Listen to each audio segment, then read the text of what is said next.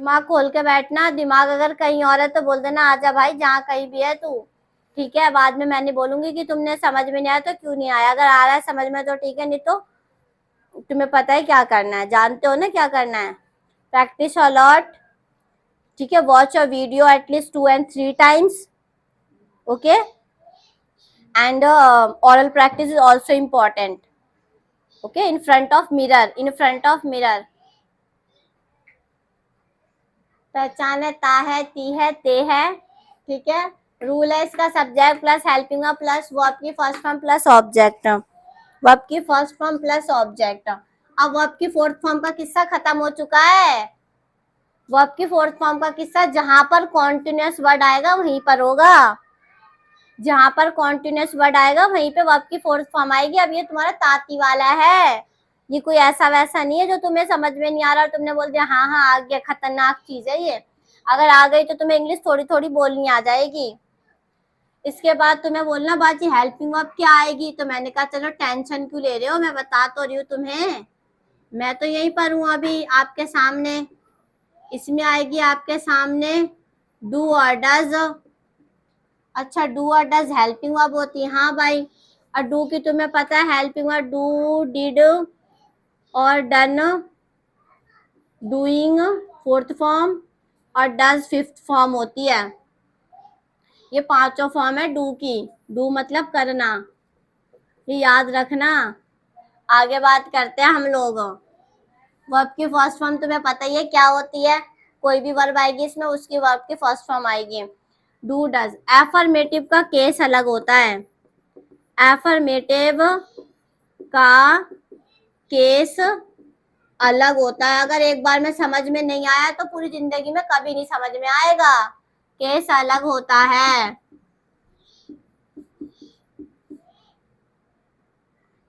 क्या केस अलग होता है, जैसे तुमने बोला वह आम खाती है और इधर बोल दिया मैं आम खाती हूँ, मैं वह आम खाती है, मैं आम खाती हूँ। तो वह का मतलब यहाँ पे कोई लड़की से है तो शी ईट्स, यहाँ पे वर्ब की फुल फॉर्म लग गई, मतलब एस लग गया, फिफ्थ फॉर्म नहीं।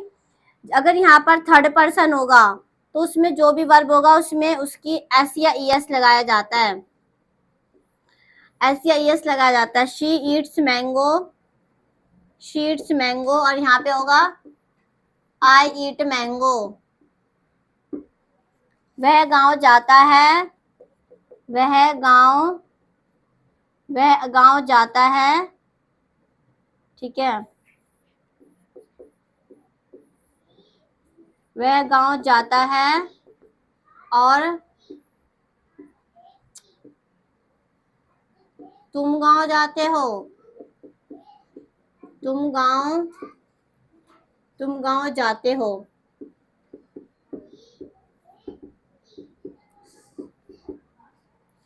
वह गांव जाता है तो ही के साथ लगाओगे गो, गो की लगा दो।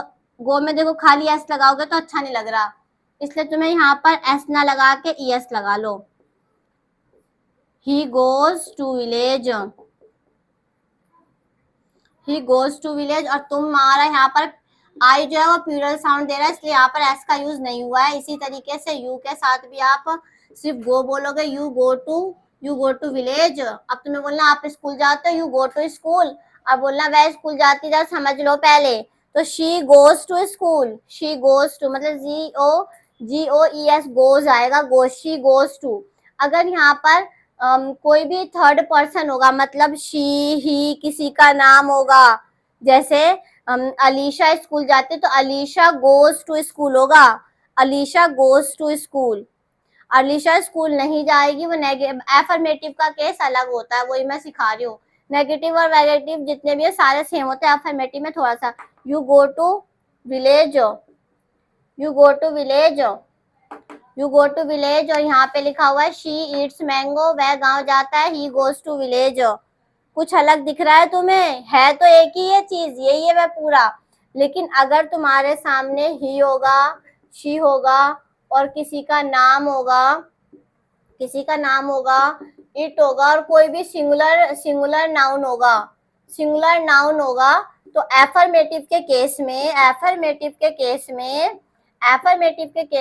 एफर्मेटिव का मतलब जिसमें नॉट वॉट नहीं लगता, एफर्मेटिव होता है वो। नेगेटिव वाला सेंटेंस सिर्फ एफर्मेटिव सेंटेंस में आपको जो वर्ब होगा, वर्ब के फर्स्ट फॉर्म में एस या फिर ईएस लगाएंगे। अगर ही, शी और किसी का नाम और इट और सिंगुलर नाउन होगा तो, जैसे तुम्हें बोलना है कि लाइक चिड़िया उड़ती है, तो बर्ड्स फ्लाइज होगा, बर्ड फ्लाइज।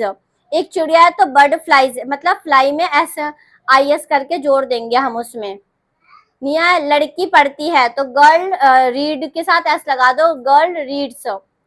लड़की पढ़ती है तो गर्ल रीड्स, एस लगा दो, एस वर्ब में एस लगा दो। और तुम्हें बोला लड़कियां पढ़ती हैं तो गर्ल्स रीड आएगा, एस नहीं लगाना उसमें। लड़कियां बहुत सारी हैं तो गर्ल्स रीड आएगा, बस कोई एस वैस कुछ नहीं लगाना उसके अंदर, गर्ल्स रीड आएगा सिर्फ और सिर्फ। ठीक है, मैं पढ़ता हूँ, आई रीड, तुम पढ़ती हो, यू रीड, और वह पढ़ती तो शी रीड्स। फर्क है इसमें, क्योंकि ये जो है वो सिंगुलर होते हैं सारे, इसीलिए एस और ईस का यूज होता है। अब तुम्हें बोलना है डू और डज का, तो डू किसके साथ लगेगा, डज किसके साथ लगेगा, वो भी मैं अभी बताऊंगी। पहले ये देखो, ये समझ में आया, एस और ईएस किस में लग रहा है, वर्ब में लग रहा है, किसी ऑब्जेक्ट में नहीं लग रहा है। मैंगो को मैंगोज नहीं बना दिया है मैंने। आम बहुत सारे आम होगा तब का तब देखा जाएगा। आई बात समझ में। मैं देखती हूँ, आई लुक। मैं सिर्फ एफर्मेटिव बता रही, नेगेटिव अभी नहीं बता रही। Affirmative, negative, interrogative, interrogative plus negative, WH family, 5 प्रकार के सेंटेंस होते हैं, उसका सबसे पहला वाला बता रही हूँ, सी में ये काम आएगा और बाकी किसी में भी काम नहीं आएगा, बाकी किसी में भी काम नहीं आने का, बस इसी में काम आएगा एफर्मेटिव के वक्त बनाते समय। बाकी तुम्हें ये वाला रूल इसी तक सीमित रखना, बाकी किसी और में ऐड मत कर देना, कंफ्यूजन की दुनिया से बाहर निकल जाना। डू और डज को देखो, आई के साथ डू लगाओगे, यू के साथ डू लगाओगे, वी के साथ डू लगाओगे, दे के साथ डू लगाओगे, कोई भी प्लूरल नाउन होगा तो डू लगाओगे। He, she, it, any name, he, she, it, any name, he, she, it, any name, और कोई भी सिंगुलर नाउन, सिंगुलर का मतलब एक चीज होगी, सिंगुलर नाउन होगा, कोई भी सिंगुलर नाउन होगा तो उसके साथ भी डज लगाओगे। जैसे तुमने बोलना है मैं आम नहीं खाती हूँ, I do not eat mango, ठीक है, और तुम्हें बोलना है वह आम नहीं खाती, तो शी डज नॉट ईट्स मत बोल देना, she does not eat mango. ये रूल सिर्फ एफर्मेटिव में, नेगेटिव में नहीं। वह आम नहीं खाती, she does not, she doesn't भी बोल सकते हो, शी डज नॉट भी बोल सकते हो। शी डज नॉट, शी के बाद बोलोगे हेल्पिंग वर्ब में नॉट। पहली बात तो तुम्हें याद रखना है एफर्मेटिव में कोई हेल्पिंग वर्ब नहीं लग रही है, ये जो हेल्पिंग वर्ब लगेगी तुम्हारी नेगेटिव में लगेगी। मैं यहाँ पे लिख देती हूँ वरना तुम भूल जाओगे। यहाँ पर एक डब्बा और बना देती हूँ। एफर्मेटिव सेंटेंस में कोई हेल्पिंग वर्ब नहीं लगेगी, हेल्पिंग वर्ब नहीं लगेगी। यहाँ पे लिखा तो है मैंने, लेकिन ये काम आएगी तुम्हारी नेगेटिव में, इंटेरोगेटिव प्लस नेगेटिव में और डब्ल्यूएच फैमिली में, डू डज। बाकी एफर्मेटिव में काम नहीं आएगी। मैंने यहाँ लिख दिया एफर्मेटिव सेंटेंस में, यहाँ पे कुछ डू डज दिख रहा है तुम लोगों को? हाँ तो लिख भी दिया, एफर्मेटिव सेंटेंस में हेल्पिंग वर्ब नहीं लगेगी, पढ़ लेना इसे डब्बे को। ही, शी, इट, एनी नेम, इसका सिंगुलर नाउन एफर्मेटिव में वर्ब के साथ फर्स्ट फॉर्म में एस और एस का उपयोग किया जाएगा। जैसे कि माँ खाना बनाती, मदर कुक्स फूड, कुक के साथ एस लगाएंगे, कुक्स फूड। समझ में आया? बस एफर्मेटिव में होगा। और यहाँ पे ये भी लिख दिया मैंने, एफर्मेटिव सेंटेंस में हेल्पिंग वर्ब नहीं लगेगी, तो ये वाली जो रूल है वो एफर्मेटिव में, उसमें एफर्मेटिव में काम नहीं आएगा, याद रखना। अगर तुम चाहो तो मैं यहाँ पे लिख देती हूँ एफर्मेटिव का नहीं है, ये क्रॉस लगा दिया मैंने, इसे याद रखना। क्रॉस में अच्छी तरीके से लगा देती हूँ ब्लैक से कि ये जो रूल है वो एफर्मेटिव का नहीं है, ए मतलब एफर्मेटिव, ठीक है, ए मतलब एफर्मेटिव का रूल नहीं है, ये एफर्मेटिव सेंटेंस का रूल नहीं है। बाकी नेगेटिव, इंटरोगेटिव, इंटरोगेटिव इस सब में लगेगा डू डज। बाकी एफर्मेटिव में डू डज नहीं लगेगा, ये याद रखना। मैंने बहुत अच्छे से क्रॉस मारा है, क्रॉस का मतलब याद रखना। कभी तुमने बोला मैं आम खाती हूँ, आई डू ईट मैंगो लिख जाओ उठा के, कोई भरोसा नहीं तुम्हारा। आई के साथ तुम इसमें भी लगा दो वह आम खाती है, शी डज ईट मैंगो कर दोगे, तुम्हारा कोई भरोसा नहीं है। मैंने बोल दिया कि इसमें कोई नॉट वर्ड कुछ नहीं है और शुरू में क्या भी नहीं है, सिंपल है। सिंपल सेंटेंस में कोई डू डज नहीं लगेगा, ये रूल समझ के तुम लगा दो उठा के। कभी फ्यूचर में ये गलती मत, मैं स्कूल नहीं जाती हूँ तब बोलोगे I do not go to school, मैं आम नहीं खाती हूँ, I do not eat mango, मैं सेब नहीं खाती हूँ, I do not eat apple, मैं कोई भी फल नहीं खाती हूँ, I do not eat any fruit, मैं कोई भी सब्जी मुझे पसंद नहीं, I don't like any vegetable, I don't like any vegetable, मैं कोई भी फूल पसंद नहीं करती, I don't like any flower, I don't like any flower, ठीक है। मैं तुम्हें पसंद नहीं करती हूँ, I don't like you, I don't like you, ठीक है। मैं तुम्हें पसंद करती हूँ, I like you, I like you.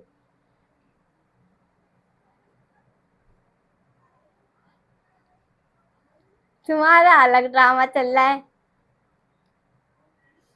दांत दिखा लो तुम, ठीक है। तुम्हें यहाँ पे ये चीज याद रखनी है, जैसे तुम्हें कोई भी चीज मना करना है, मैं स्कूल नहीं जाती हूँ, I don't go to school, क्योंकि स्कूल की छुट्टियां पड़ी हुई, because the holidays is going on, school summer vacation is going on. Summer vacation का मतलब गर्मियों की छुट्टियां, वोकेशन मतलब छुट्टियां, वोकेशन मीन्स छुट्टियां, VOCATI1 वोकेशन। समर मतलब गर्मी, गर्मी की छुट्टियों की वजह से मैं स्कूल नहीं जा रही हूँ, I am not going to school cause of summer vacation, this kind of sentence, but you have to keep in mind these kind of sentence, because if you will add the affirmative sentence do and does, it means you are going to be do wrong this kind of sentence, you are making wrong, but you have to just keep in your mind what the rule, this rule will be helpful in negative, interrogative plus negative, WH family. This rule will help you, this rule will not you help you in a affirmative sentence, okay, and you have to keep in your,